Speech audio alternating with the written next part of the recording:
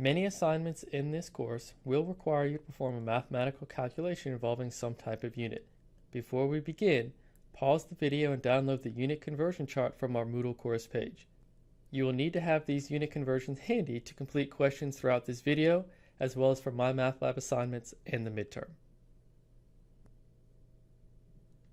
The U.S. customary system has roots dating back thousands of years, and its units became standardized in often surprising ways. For example, the modern length of 1 yard was defined by King Henry I, who decreed it to be the distance from the tip of his nose to the tip of his thumb on his outstretched arm. The table here in the conversion chart summarizes the official U.S. customary system, showing standard units for length, weight, and volume. Note that this system is extremely complex, and the same words can have different meanings. The U.S. customary system has 3 official sets of units for weight. We most commonly use avoirdupois weights, but jewelers use troy weights and pharmacists traditionally use apothecary weights.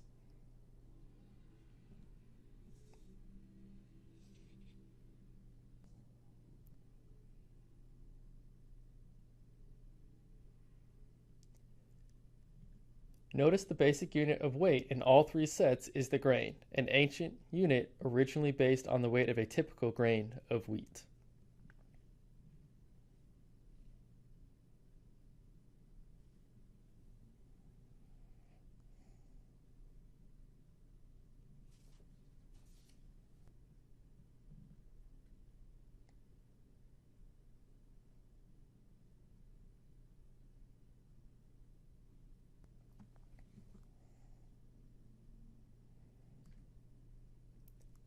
Any value or quantity in a problem will have 2 parts, a number and a unit. The number indicates how much of a particular item you have, and the unit describes what that quantity measures or counts. Unit analysis or dimensional analysis is the process of working with units to help solve problems in everyday life. Unit analysis is a powerful technique that can often help you map the path to a solution. You generally cannot add or subtract numbers with different units, but you can combine different units through multiplication, division, or raising of powers. A unit conversion factor is anything that relates one quantity to another. All unit conversion factors can be written as a fraction, with one quantity in the numerator and the other quantity in the denominator of the fraction. So long as the fraction results in a simplified value of 1, we have an equivalency. Here are a few more examples of unit conversion factors. For every 60 seconds that pass, this is equivalent to 1 minute. There are 365 days per year. In 1 yard, there are 36 inches. Notice the use of the phrase per or for every. These phrases should always be interpreted mathematically as indicating we are dealing with some sort of a fraction. The value and unit that come before the word per always goes above the fraction. Whatever value and unit that comes after the word per goes below the fraction bar. Also note that each unit must have a number associated with it. If the phrase does not specifically have a number in front of the unit, it is assumed the number is 1. Our first unit conversion could be restated as 60 seconds per minute. Let's take a look at an example. Let's convert a distance of 9 feet to inches. To use the unit conversion factor method, we always begin with determining the units of the solution. In this example, we are looking to arrive at some number of inches. Next, we see what units we have to begin with.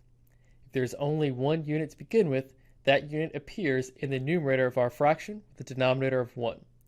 From here, we devise a strategy by looking at our unit conversion chart to see if we can convert from inches to feet or feet to inches. Be careful, because order is going to be important at this step. To help us decide which unit conversion is correct, we can simply look at the units.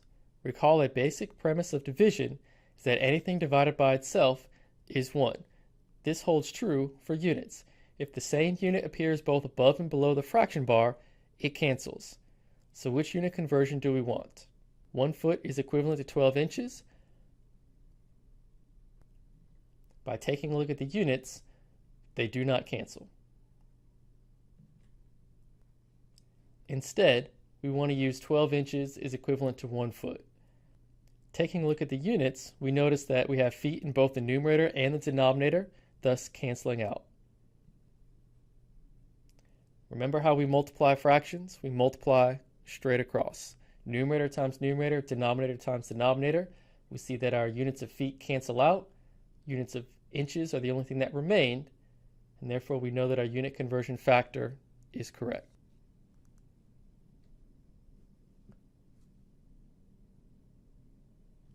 Let's take a look at another example. In the Olympics, there is a 5,000 meter track and field event. If the track is 400 meters long, how many laps must the Olympians run? We know that we're trying to come up with some number of laps, and we know that we're starting off with 5,000 meters. Now we want to devise a strategy to have those units of meters disappear. We know that one lap is equivalent to 400 meters, or 400 meters is equivalent to one lap. By choosing one lap is equivalent to 400 meters, we see that those units of meters appear in both the numerator and the denominator of our unit conversion, thus canceling out. Multiply the fractions straight across, numerator times numerator, denominator times denominator, and we see that the Olympians must run 12.5 laps. Try the next example on your own. If you have 50 crates of 40 apples each, how many apples do you have? Pause the video here and try this problem on your own before moving to the solution on the next slide.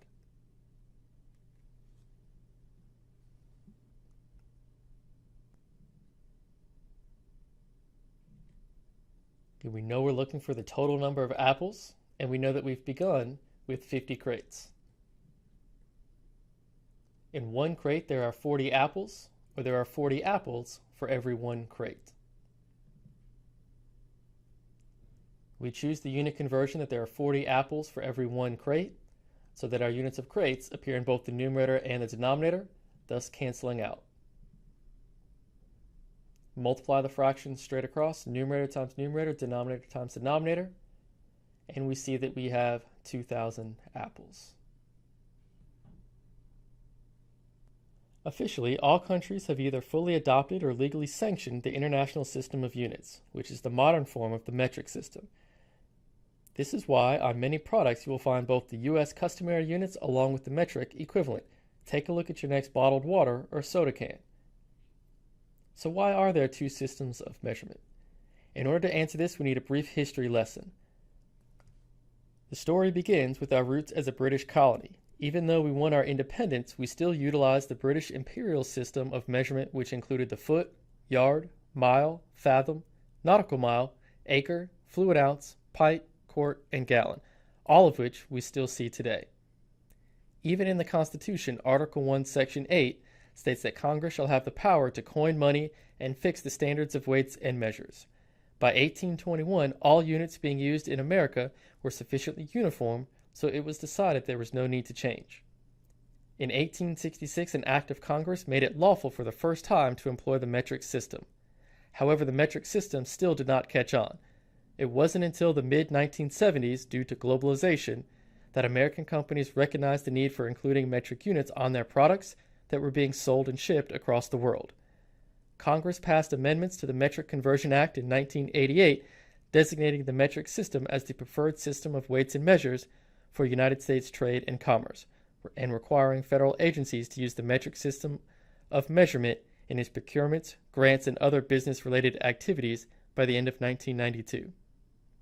The amendments, however, continued to make metrication voluntary for private industry. The International Metric System was invented in France late in the 18th century for two primary reasons: to replace many customary units with just a few basic units, and to simplify conversions through use of a decimal system. The basic units of length, mass, time, and volume in the metric system are as follows: the meter for length, the gram for mass, the second for time, and the liter for volume. Each of these basic units can be combined with a prefix that indicates multiplication by a power of 10. For example, kilo means 1,000, so a kilometer is 1,000 meters. Here are some common metric prefixes.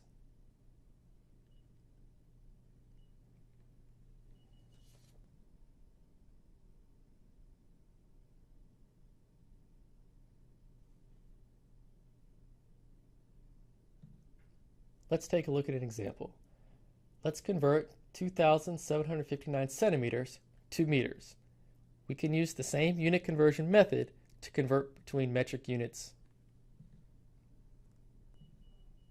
We know that we're looking for meters and we begin with centimeters. So we're going to try to figure out which unit conversion we're going to use. 1 meter is equivalent to 100 centimeters, or 100 centimeters is equivalent to 1 meter. Take a look at your units. Make sure we choose the appropriate unit conversion factor that has like units in the numerator and the denominator. These units will cancel out, and we multiply the fraction straight across. Numerator times numerator and denominator times denominator, and we see that 2,759 centimeters is equivalent to 27.59 meters. Try the next example on your own. The length of the Kentucky Derby horse race is 10 furlongs. How long is the race in miles? Use the fact that 1 furlong is equivalent to 1/8 of a mile.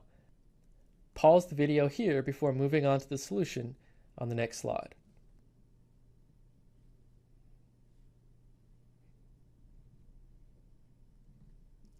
We know that we're looking for miles and we begin with 10 furlongs. We then want to choose the appropriate conversion factor. 1/8 of a mile is equivalent to 1 furlong, or 1 furlong is equivalent to 1/8 of a mile. Again, look at your units first, making sure that we have units that appear in both the numerator and the denominator in order to cancel out correctly. Once those units cancel out, multiply the fractions straight across, numerator times numerator, denominator times denominator, and we see that 10 furlongs is equivalent to 1.25 miles. What about conversions between the systems? We carry out unit conversions between metric and the American units just like any other unit conversion. Reference the downloaded conversion chart to assist with the following unit conversions, as you may be unfamiliar with these conversion factors. Let's take a look at an example. The marathon is about 26.2 miles. About how far is it in kilometers? We know that we're trying to end up with kilometers, and we know that we begin with 26.2 miles. We look to see if we can find the appropriate unit conversion, again taking a look at our units to make sure that they cancel out appropriately. 1 mile is equivalent to 1.61 kilometers. 1.61 kilometers is equivalent to 1 mile. We choose 1.61 kilometers is equivalent to a mile so that we have units of miles in both the numerator and denominator in order to cancel out correctly. Once those units cancel out, all that's left over is kilometers, and we multiply those fractions straight across. Numerator times numerator, denominator times denominator, and we see that 26.2 miles is approximately equal to 42.182 kilometers.